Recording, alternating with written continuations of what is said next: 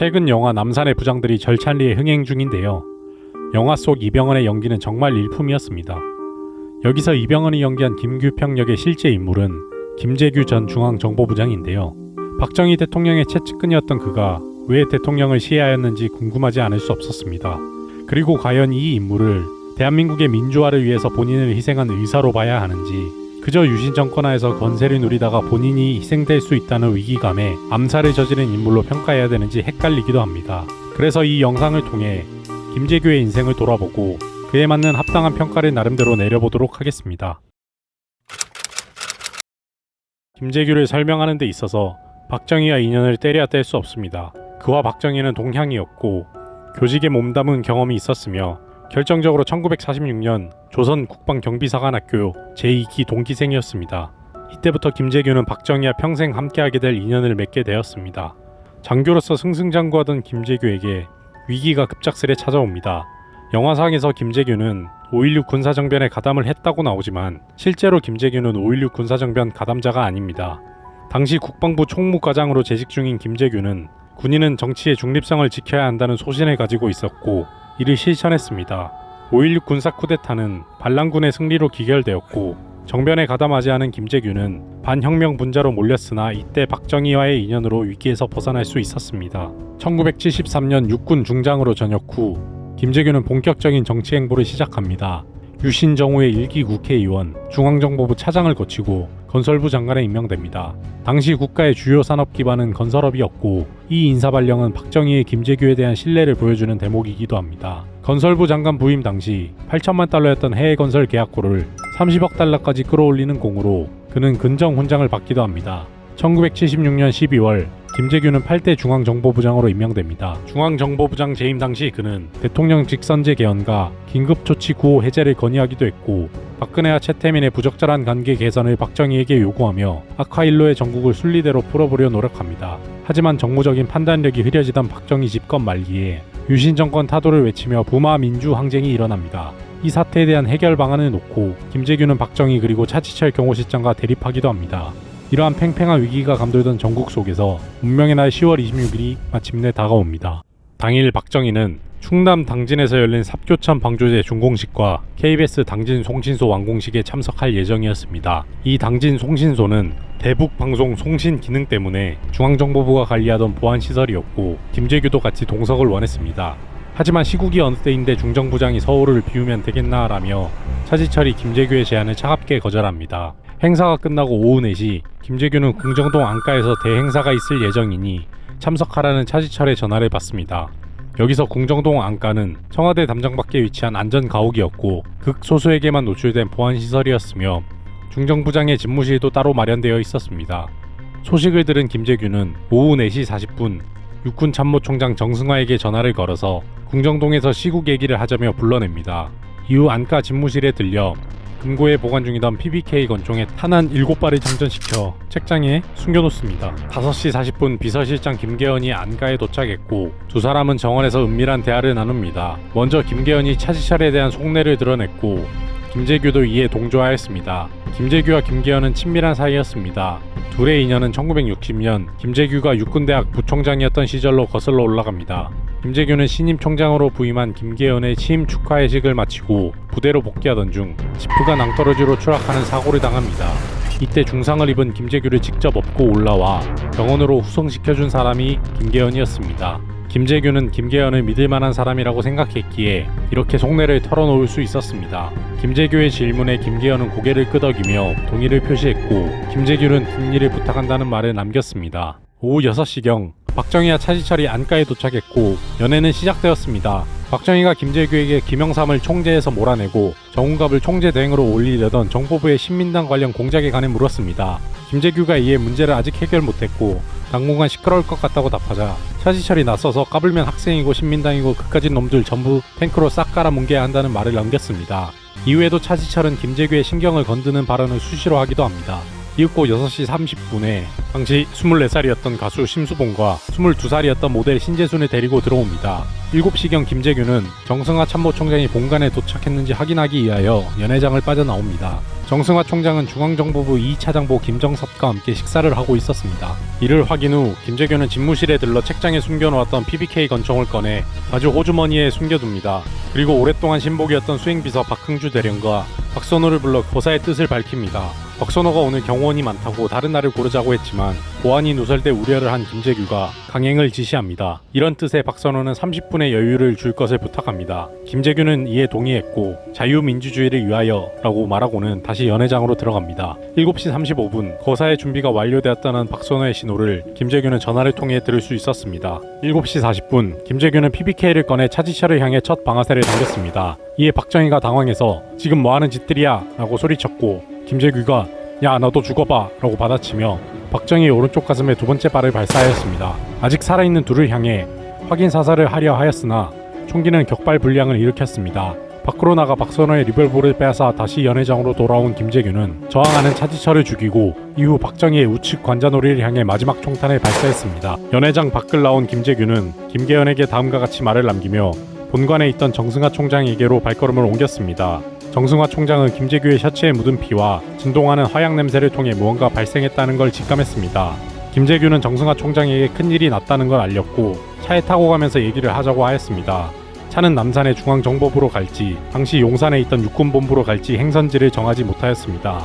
정승화가 병력 동원 차원에서 6번으로 차를 보내는 게 좋을 것 같다는 말을 꺼냈고 김재규는 이 의견을 받아들였습니다. 하지만 이 선택은 김재규에게 뼈아픈 결과로 돌아오고 맙니다. 만약 김재규가 중앙정보부로 갔다면 자신의 거점인 중앙정보부에서 사건 수습과 정보 통제를 할 수 있었을 것이고 박정희의 죽음에 간첩이 관여했다는 가능성을 내세워 대공 업무를 담당하는 중정이 조사를 전담해야 한다는 의견을 낼 수 있었을 것입니다. 혹은 목격자 중에 하나였던 김계현 역시 차지철을 마음에 들어하지 않았으므로 차지철을 암살범으로 몰아갔을 수도 있을 것입니다. 하지만 김재규는 자신과 큰 연관성이 없는 6번으로 향하였습니다. 8시 5분경 6번 B2 벙커에 도착한 김재규는 정승화에게 살해 사실을 숨긴 채 비상계엄령 발동을 하도록 영향력을 행사하는 중이었습니다. 여기서 계엄령이란 다음과 같으며 비상계엄령은 대통령이 임명한 계엄사령관이 해당 지역의 모든 사법권과 행정권을 가지고 기본권을 제한할 수 있는 조치입니다. 대통령이 부재 중이니 자연스레 계엄령 발동 권한은 최규하 총리에게 넘어갔습니다. 김계현은 국무회의를 소집했고 청와대에서 회의를 거친 후 이들은 김재규가 있는 6번으로 향하게 됩니다. 김재규는 6번에서 열린 회의에서 각하가 지금 유고 상태이니 이 사실을 48시간 보안에 붙이고 빨리 계엄령을 선포해야 한다는 주장을 했습니다. 하지만 신현학 부총리를 포함한 몇몇 국무위원들이 이에 반발했고 김재규의 계획은 좌절되고 맙니다. 한편 11시 40분 김계현은 회의실을 잠시 빠져나옵니다. 국무위원들의 반발을 보고 김재규의 배후에 아무도 없고 예비계획도 특별히 없다는 것을 간파한 김계현은 사실을 털어놓기로 마음먹습니다. 노재현 국방부 장관과 정승화 총장에게 김재규가 범인이라는 사실을 밝혔고 이후 보안사령관 전두환의 지휘 아래 다음날 새벽 1시 30분 김재규는 체포되고 맙니다.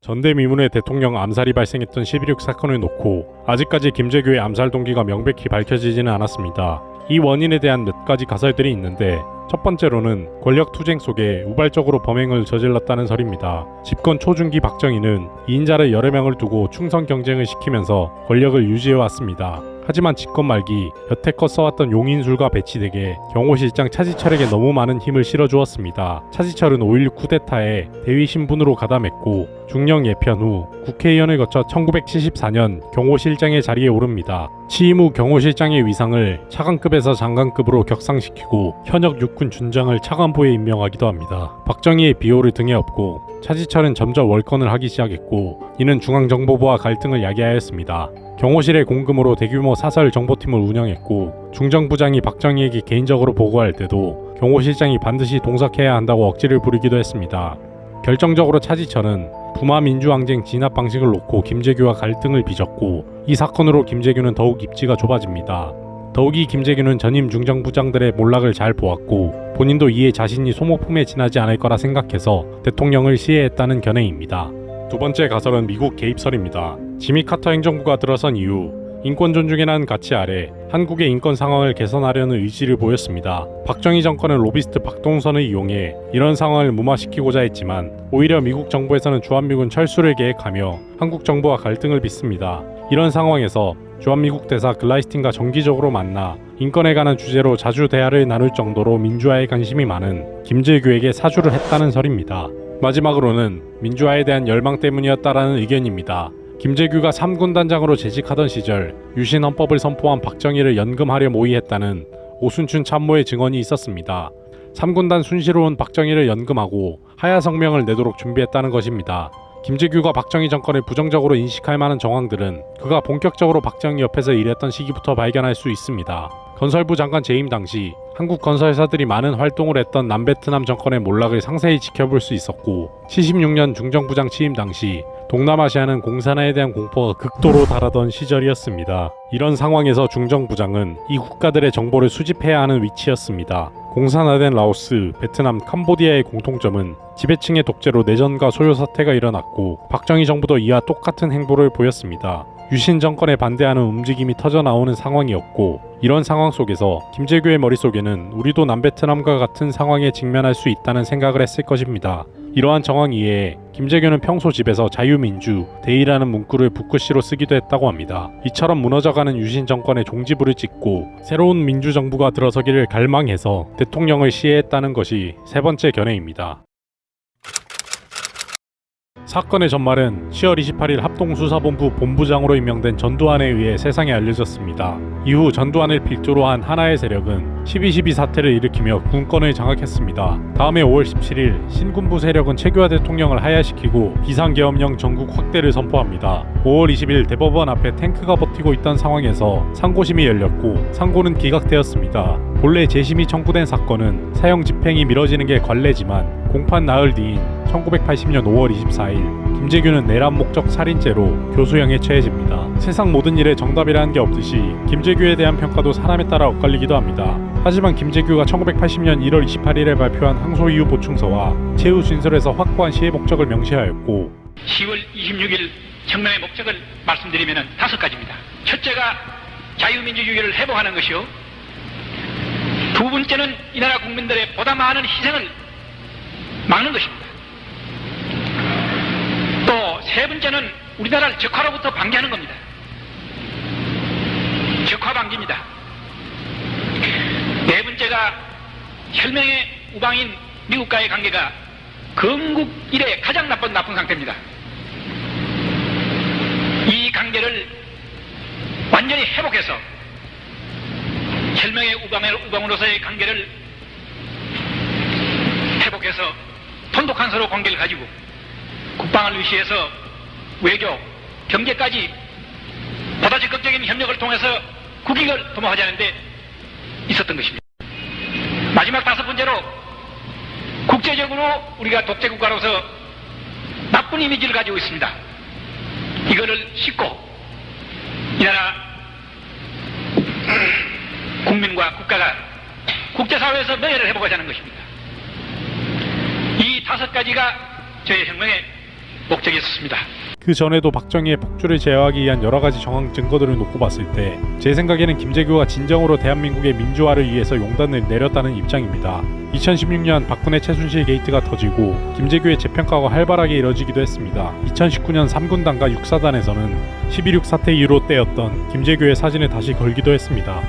우연의 일치라고 생각하지만 안중근 의사가 이토 히로부미를 저격하고 정확히 70년 뒤 같은 날에 김재규가 박정희를 저격하였습니다. 민주화를 위해 야수의 심정으로 유신의 심장을 쏘았다고 밝힌 김재규의 꿈이 이뤄지는 데는 비록 7년의 시간이 더 필요로 했지만 저는 김재규가 대한민국 역사가 진일보하는 데 기여를 했다고 생각합니다. 재밌게 보셨다면 구독과 좋아요 부탁드립니다.